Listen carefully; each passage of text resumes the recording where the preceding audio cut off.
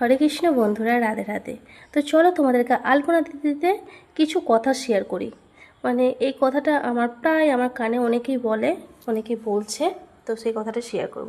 এই যে অনেকে যারা বলো যে আমি যাদের বাড়িতে আছি তারা নাকি আমার বাড়িটা আমার নামে লিখে দেবে, হ্যাঁ না তাহলে এরকম অনেকে অনেক কিছু বলো। তা তোমরা একটা কথা বলো তো, তোমাদের মা বাবাকে কি তোমরা ঠিক মতো দেখো? যারা রক্তের সম্পর্ককে দেখে না, তাহলে তো আমি তো ভাড়া বাড়িতে একটা আছি, কারণ আমি আমার মেয়ের পড়াশুনোর জন্য এসেছি। পড়াশুনো শেষ হয়ে গেলে কিন্তু আমি এখান থেকে চলে যাব। তো এই যে তোমরা যারা এই কমেন্টগুলো করছো বা আমাকে এইসব কমেন্টগুলো যারা বলছো, তারা কি ঠিক করছো? একদমই ঠিক করছো না। কারণ দেখো, রক্তের সম্পর্ক রক্তকেই দেখে না। তো আমি ভাড়া বাড়িতে আছি লাখে গুণে ভালো। কারণ ভালো কেন বলবো বলো তো?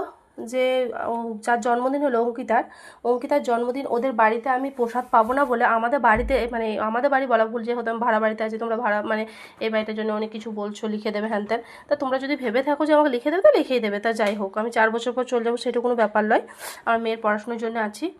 আর একটা কথা সবসময় মাথায় চিন্তা করবে, তোমরা যে তোমাদের রক্তের সম্পর্ককে যে ভালো করে দেখো, তো তোমরা তাদের কাছ থেকে মানে তাদেরকে দেখার করে মা বাবাকে বৃদ্ধাশ্রমে পাঠাও না। তা তো আমি তো ভাড়া বাড়িতে আছি, আমাকে তো যখন তখন চলে যেতে বলতেই পারে, কিন্তু আশা করি কখনোই বলবে না। কারণ দেখো, মেয়েটার যখন জন্মদিন হলো, জন্মদিনটা কিন্তু এই বাড়িতেই হয়েছিল।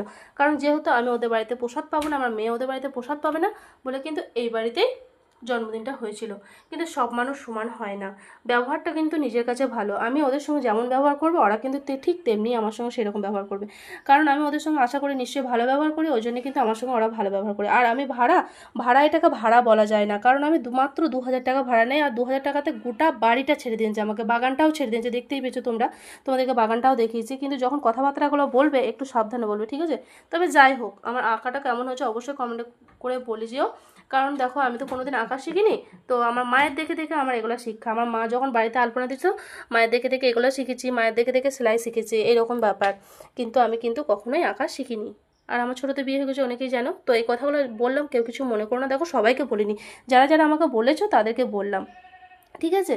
ভাড়া বাড়িতে থাকি বলে সব মানুষই খারাপ হয় তা হয় না। তা এনারা আমাকে বলেছে কখনোই কিন্তু আমাকে যেতে বলবে না। আমার ইচ্ছা মতো আমি যাবো, ইচ্ছা মতো থাকবো, সেটাই বলে দিয়েছে। কারণ এনারা আমাকে খুবই ভালোবাসে। প্রতিটা বাড়ির লোক সবাই খুব ভালো। তোমরাই বলো, 2000 টাকাতে এখন কোথায় ভাড়া আছে বলো? 2000 টাকাতে এত বড় বাড়ি কে ছেড়ে দেবে?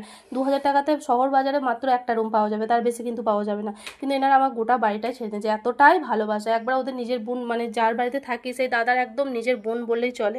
আর আমার মেয়েকে তো ভাগ্নি বললেই অজ্ঞান, এত ভালোবাসা, সে আর কিছু বলার নাই তোমাদেরকে। ওদের বাড়ি যদি আমি যাই, তাহলে কিন্তু আমাকে গাড়িতে করে এই বাড়িতে পৌঁছে দিয়ে যায়। তাহলে এর থেকে আর কতটা ভালোবাসবে বলো? এরকম ভালোবাসা কি তোমরা রক্তের সম্পর্কের কাছে পেয়েছো?